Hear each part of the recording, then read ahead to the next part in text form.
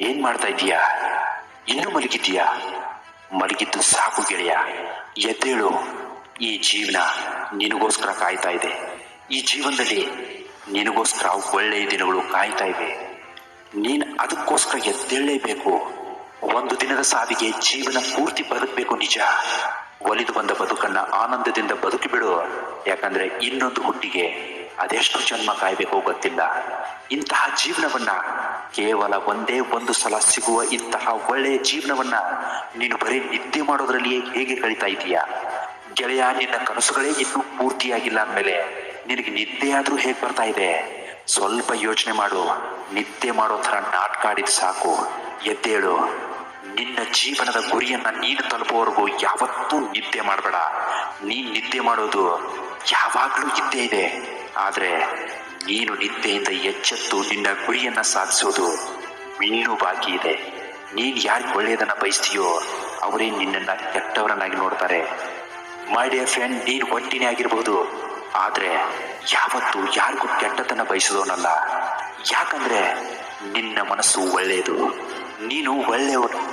ಆದ್ರೆ ಇಲ್ಲಿ ನಿನ್ನನ್ನ ಕೆಟ್ಟವನನ್ನಾಗಿ ಬಣ್ಣಿಸ್ತಾ ಇದ್ದಾರೆ. ಅಂಥವ್ರ ಬಗ್ಗೆ ಯಾವತ್ತಿಗೂ ನೀನು ತಲೆ ಕೆಡಿಸ್ಕೋಬಾರ್ದು. ಕೆಲವರಿಗೆ ನೀನು ದುರಹಂಕಾರಿ ಅನಿಸ್ಬಹುದು, ತಪ್ಪೇನಿಲ್ಲ. ಯಾಕಂದ್ರೆ ಅವ್ರು ಹೇಳಿದ್ದನ್ನೆಲ್ಲ ನೀನು ಒಪ್ಪೋದಿಲ್ಲ ಅಲ್ವಾ? ಅದಕ್ಕೆ ನಿನ್ನ ಕಂಡ್ರೆ ಅವ್ರಿಗೆ ಆಗೋದಿಲ್ಲ. ನಡೆಯೋ ದಾರಿಯಲ್ಲಿ ನೀ ಎತ್ತಿದ್ರೆ ತಡೆಯೋ ತಾಕತ್ತು ಯಾವನಿಗೂ ಇರಲ್ಲ. ಒಬ್ಬರ ಮನಸ್ಸು ನೋಯಿಸಲು 1 ನಿಮಿಷ ಸಾಕು, ಆದ್ರೆ ಆ ನೊಂದ ಮನಸ್ಸನ್ನ ಸರಿಪಡಿಸಲು ವರ್ಷಗಳೇ ಬೇಕಾಗತ್ತೆ. ಯಾರ ಮನಸ್ಸನ್ನ ನೋಯಿಸ್ಬೇಡ, ಯಾರ ತಂಟೆಗೂ ಹೋಗ್ಬೇಡ. ನಿನ್ನಿಚ್ಛೆಯಂತೆ ನೀನು ಬದುಕು. ಖುಷಿಯಾಗಿದ್ದೀವಿ ಅನ್ನೋಷ್ಟರಲ್ಲಿ ನೋವು ಕೂಡ ನಾನಿದ್ದೀನಿ ಅಂತ ನೆನಪು ಮಾಡ್ತಾ ಇರತ್ತೆ. ಅಂತಹ ನೋವಿನ ಪ್ರಪಂಚದಲ್ಲಿ ನೀನು ಒಳ್ಳೆಯವನಾಗಿ ಬದುಕು ಗೆಳೆಯ. ಮನುಷ್ಯ ಹಾಳಾಗೋದು 2 ವಿಷಯಗಳಿಂದ. ಒಂದು, ಯಾರೋ ಹೇಳಿದ್ದನ್ನ ಕೇಳಿ, ಇನ್ನೊಂದು ಕೇಳಿದ್ದನ್ನ ಇನ್ನೊಬ್ಬರಿಗೆ ಹೇಳಿ. ಅಂತಹ ಕೆಲಸ ನೀನು ಯಾವತ್ತೂ ಮಾಡಬೇಡ ಗೆಳೆಯ. ಮಲಗಿದ್ದು ಸಾಕು, ಎದ್ದೇಳು. ನಿನ್ನ ಜೀವನದ ಬಂಡಿಯನ್ನ ಎಳೆಯುವಂತಹ ಸಮಯ ಬಂದಾಯ್ತು.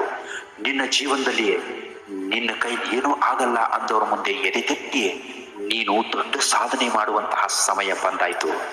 ಜನರಿಗೆ ನೀನು ಬದಲಾದದ್ದು ಬೇಗ ಕಾಣಿಸುತ್ತೆ, ಆದ್ರೆ ಅವರು ಯಾವ ಮಾತಿನಿಂದ ನೀನು ಬದಲಾದೆ ಅನ್ನೋದು ಮಾತ್ರ ಅವ್ರಿಗೆ ತಿಳಿಯೋದಿಲ್ಲ.